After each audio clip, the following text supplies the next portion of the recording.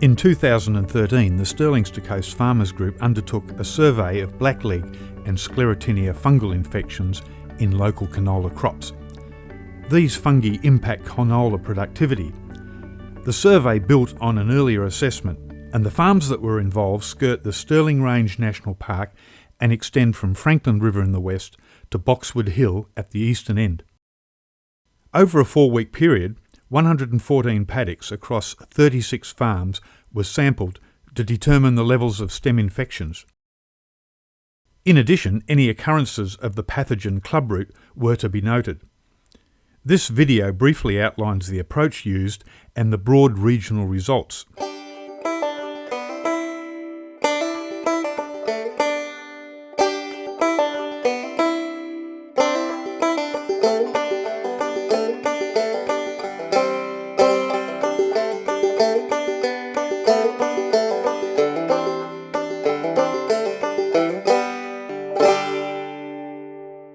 The survey was timed to coincide with the swathing of plant heads into windrows prior to harvesting. This is usually undertaken 8 to 10 days before the seeds are fully mature, when 40 to 60% of the seeds have changed from green to brown-black. The windrows made it easier to access the crop area so that cut stems could be gathered and examined. The blackleg fungus develops on the stubble of the previous year's canola crop, and triggered by autumn and winter rainfall produces large quantities of spores. The spores can be carried on the wind for many kilometres, and after they land on canola cotyledons and young leaves, lesions form. The fungus grows into the plant vascular system and eventually attacks the root crown, and may result in a canker that can sever the root from the stem. The survey therefore involved inspecting the root crown of randomly chosen stems from each target paddock. The other fungus, sclirotinia, can be observed when the canola stems adopt a fragile, white, papery texture. Small black granules, or sclerotia, inside the stem often confirm the presence of the fungus.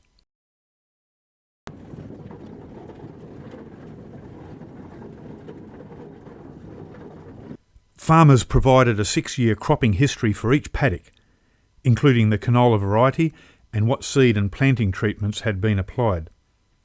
This provided information for comparing results across the region.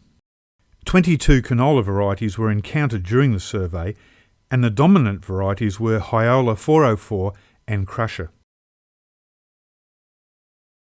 After a paddock was selected, canola stems were collected at half a dozen sites to give a broad representation.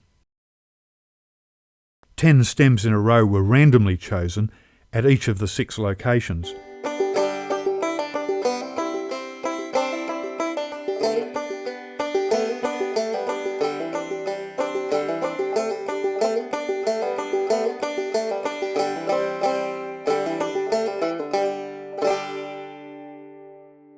Stems were then cut at the root crown where it transitions into the above-ground stem, and the exposed cross-sections were examined for the presence of blackleg. The proportion of the cross-section affected by the fungus was rated visually. The estimate was assigned to one of half a dozen categories: 0%, 20, 40, 60, 80 and 100%. The number of stems in the sample that were infected by sclirotinia was also counted.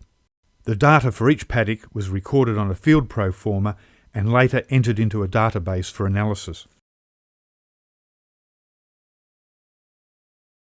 Overall infection levels for blackleg fungus appeared to be relatively low in 2013. Yields are reduced when the blackleg stem infection reaches about 50%.